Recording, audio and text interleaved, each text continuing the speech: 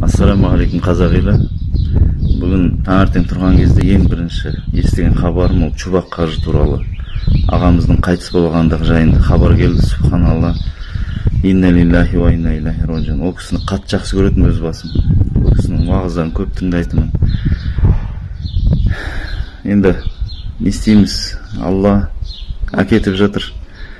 Әр нәрсенің хайыры бар. Бүкіл қырғыз еліне мен көңіл айтам.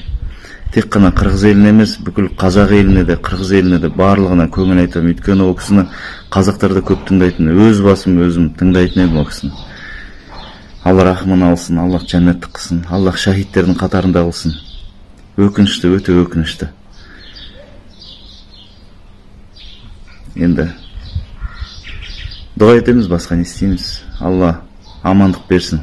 Қырғыз еліне, қазақ еліне, бәріне аман болыңыздар. Жақсы адам дүниеден өтсе, аспан менен жер жылайды екен, жер айтады дейді. Не болды?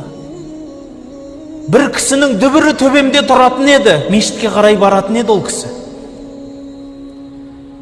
Дүкілдеп тізесін қойып, басын сәждеге қойып жататын еді.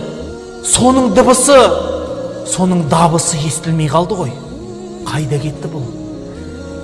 Қайда кетті екен деп жер іздейді дейді. Сонда аспан айтады дейді. Аллаху акбар деп айқайлайтын дыбысы бар еді. Азан айтып. Альхамдулилла деп айтатын зікірі бар еді.